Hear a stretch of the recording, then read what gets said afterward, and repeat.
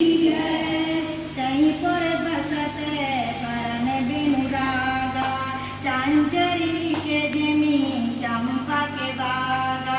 उसी नगर में भरत भी हंसत होकर इस प्रकार निवास कर रहे हैं जैसे चंपा के बाग में भौरा लगन राम सिए कानन बसई, भरत भवन बसी तप तनु कसई। श्री लक्ष्मण जी राम जी सीता जी तो वन में निवास करते हैं और भरत जी रहकर तप के द्वारा शरीर को अपने कस रहे हैं। दो दिशि समझ कहते सब लोग, सब विधि भरत सराहन जोग। दोनों दिशा भरत और राम का तप त्याग कर समझकर लोग कहते हैं कि भरत की सब प्रकार से सराहना हो रही है। अगर वही भरत राज्य करने लगते तो क्या उनकी सराहना होती? त्याग करना ही सबसे बड़ा उदाहरण होता। व्यक्ति दो ही चीजों से मतलब फेमस होता, प्रसिद्ध होता, या तो पैसे के दान करके या समय दान करके या त्याग करके। पैसा है तो पैसा अगर आप दान करेंगे तो महान बन जाएंगे, और अगर समय है तो आप त्याग करते हैं, समय का दान करके पैसे का दान करते हैं तो भी आप महान बन सकते हैं। धीरज धर्म मित्र अरुणारी, आपद काल करके चारी। ये चारों वैसे तो हर मनुष्य के साथ रहते हैं, पर यदि आपद के समय भी साथ हैं तभी वह सच्चे हैं, अन्यथा दिखावटी कहे जाते। कौन चार चीजें हैं? धैर्य, धर्म, मित्र और दान।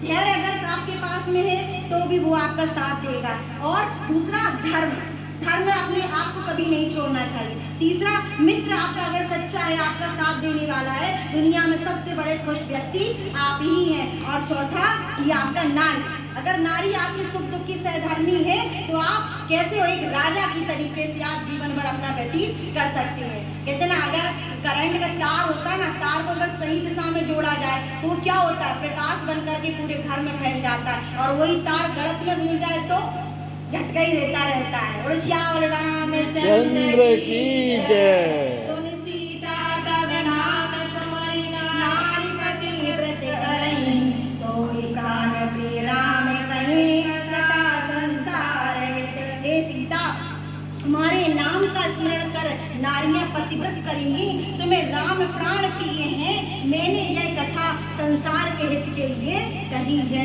अनुसुईया का उपदेश सुनकर सीता ने उनके चरणों में सिर नवाया। राम अत्रि को प्रणाम करके आगे चले। मार्ग में विराग को मारकर सर्वंग ऋषि से मिले। पुनः आगे चलने पर बहुत से मुनि राम के साथ में हो लिए। चित्रकूट को राम भगवान ने छोड़ दिया, क्योंकि चित्रकूट बोले सब कोई जान गया है, अयोध्या से कोई ना कोई आता रहेगा, यहाँ अब रहना हमारा ठीक नहीं है। तो भगवान अत्रि मुनि अनुसुईया से भेंट करते हुए आगे वन की ओर आगे प्रस्थान करते हैं। आस्की समूह देखी रघुराया, ऊंची मुनन लागी अति दाया। हड्डियों का ढेर देखकर श्री राम जी को बड़ी दया उत्पन्न हुई। उन्होंने मुनि से पूछा कि ये सब क्या है? निशिचर ने कर सकल मुनि खाए, सुन रघुवीर नयन जल छाए। के झुंडों ने सब मुनियों का भक्षण कर डाला है राम, ये सब उन्हीं की हड्डियां हैं। यह सुनते ही श्री रघुवीर जी की आंखों में आंसू आ जाते हैं। ऐसा दृश्य देख करके कि संतों की हड्डियां पड़ी हुई हैं, जहाँ उनका दर्शन होना चाहिए। राम उन सबको देख करके उनके आंसू बहने लगते हैं। भुज उठाए पलकीन, सकल मुलन के आश्रम जाए सुखनीन।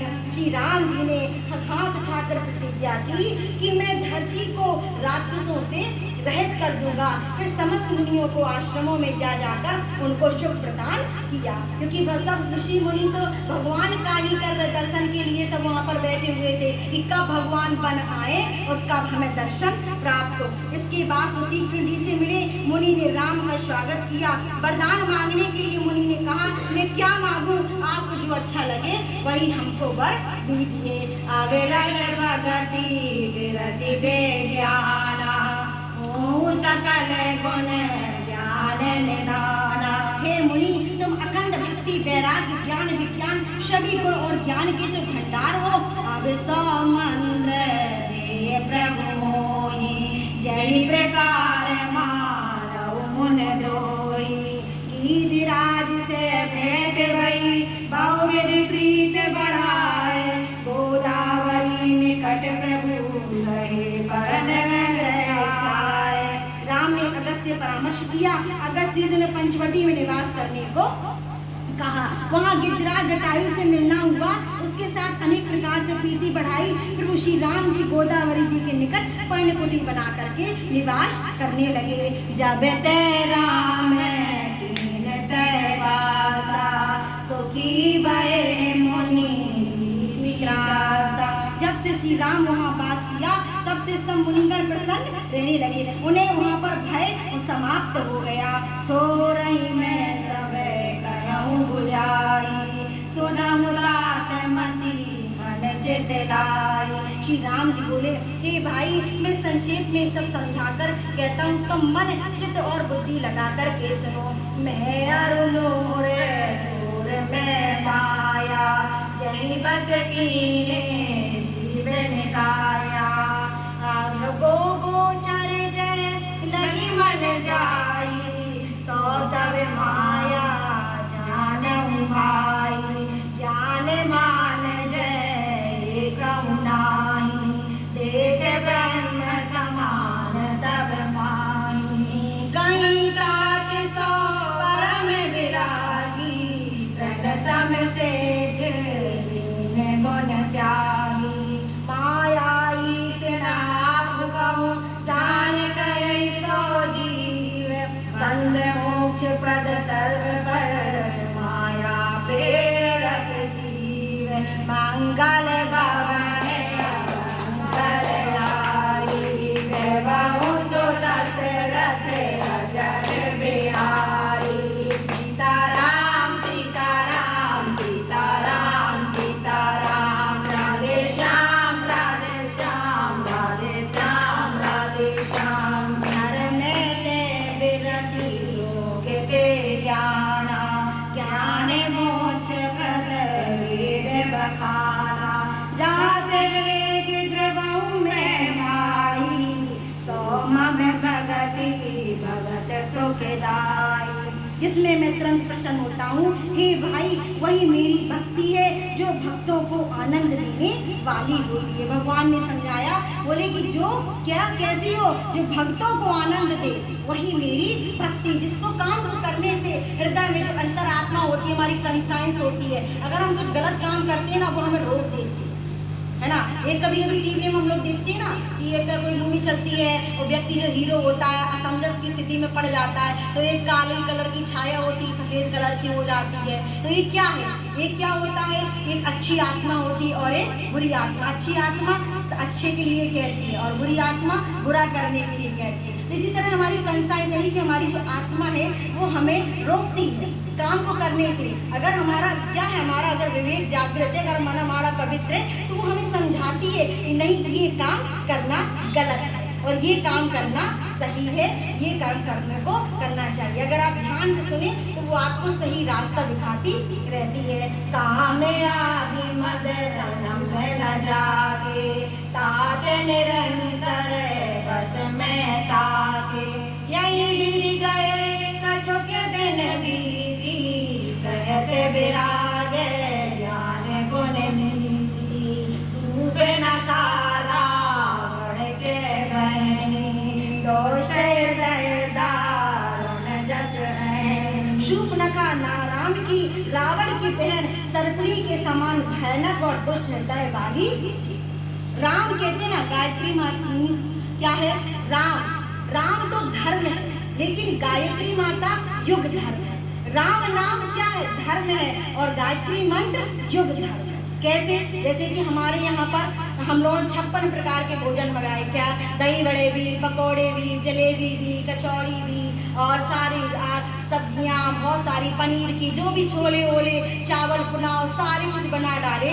लेकिन अगर उसमें हम नमक डालना भूल जाए तो क्या होगा? भोजन अच्छा होगा? भोजन अच्छा होगा?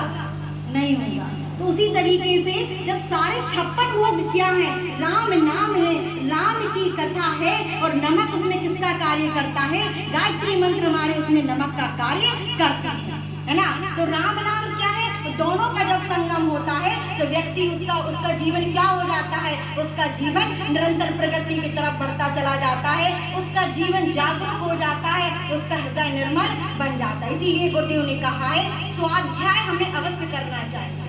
चाहे कहते ना कि चाहे भोजन करो चाहे ना करो, उसके पहले हमें सत्संग और स्वाध्याय निरंतर करना चाहिए, जो हमारी कुप्रवृत्तियों को दूर करने का अच्छा साधन होता है। कथा के माध्यम से, चाहे सत्संग हो, चाहे भजन के माध्यम से, किसी न किसी माध्यम से हमें सत्संग जरूर करना चाहिए। बोलो श्याम रामचंद्र की जय। पंचवटी सौगनिये के बारा, देखे बेकल भई जुगल तुम्हारा।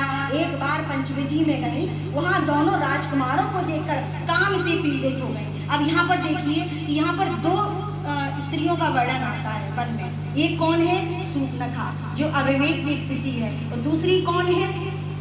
दूसरी स्त्री और वन में कौन मिलती है? बताइए, भगवान राम के पास कौन आता है? जिसका तो बहुत इंतजार किया, शबरी, भक्ति की प्रतीक। एक शूर्पणखा मिली और दूसरी शबरी मिली। शबरी किसका प्रतीक है? भक्ति का, विवेक का प्रतीक है, और शूर्पणखा अविवेक का प्रतीक है। शबरी माता ने किसको देखा? भगवान को देखा, लखन को नहीं देखा। लेकिन शूर्पणखा ने किसको देखा? लखन को देखा, और राम को, पर दोनों को देखा उन्होंने। तो ये क्या है? अगर आप एक को अगर देखेंगे, जीवा ईश्वर को देखेंगे, तो क्या होगा? आप लोग समझते ही है ना। शबरी किसका है? शबरी को भगवान ने किसका उपदेश दिया था? नवदा भक्ति का, नवदा भक्ति का। तो प्रथम भक्ति किसकी कही जाती है? प्रथम भक्ति संतन कर संग। पहली भक्ति क्या है? संतों का संग। तो उन्होंने एक यहाँ पर आता है कि देखिए दो चीजें यहाँ पर आती हैं, एक शूर्पणखा और दूसरी शबरी। शबरी किसका रूप है? ईश्वर, भक्ति का रूप है हमारा, है ना, विवेक का रूप है, और शूर्पणखा अविवेक का। वहाँ पर समझने की बात है, किसने किसको देखा और कैसी दुर्गति हुई। शूर्पणखा बनकर रहना है तो नाक कान तो काटे जाएंगे, फिर क्या भक्ति मिलेगी? भक्ति का वरदान मिलेगा। तो यहाँ पर दो आती हैं, तो दोनों का ही यहाँ पर स्मरण मिलता है। अगर हम राम कथा सुनते हैं तो उसमें हमें ये सब भी सुनना चाहिए कि किसका किसके साथ में कैसा वर्णन मिलता है। अगर हम कुछ एक को भी अपने जीवन में उतार लेते हैं भगवान के चरित्र से, तो अगर एक को सब तो नहीं उतार सकते, क्योंकि हम लोग में इतनी क्षमता नहीं है, हम लोग इतने अव्वल नहीं है कि उन सब चीजों को हम धारण कर सकें। धारण करने के लिए पात्रता की जरूरत होती है। बिना पात्रता के कुछ नहीं मिलता है, कुछ प्राप्त नहीं किया जाता। प्रभु जब पात्रता होती है तभी ईश्वर हमें सबसे मिलाता है। गुरु क्या होता है? गुरु किसका रूप है? गुरु हमारा ईश्वर का मिलाने वाला होता है, ईश्वर का दूसरा रूप होता है। तभी हमें गुरु हमें खुद ही चुनता है। हमारे आचार्य जी को भी गुरु ने ही चुना था, उन्होंने शुरू से वहाँ पर चुना, उन्होंने उपदेश दिया। तो क्या होता है? जो सच्चे पवित्र हृदय वाले होते हैं व्यक्ति, जो ईश्वर होते हैं, उन्हें उनके गुरु खुद ही ढूंढ लेते हैं, उन्हें कहीं जाने की जरूरत नहीं पड़ती। तो वही चीज है, यहाँ पर शूर्पणखा देखो खुद आई और शबरी के पास भगवान स्वयं पधार करके गए। किसके पास कौन जाता? भक्ति है तो भगवान स्वयं आएंगे। उन्होंने कहा हम कहीं नहीं जाएंगे, क्योंकि हमारे ऋषि का हमें आशीर्वाद है।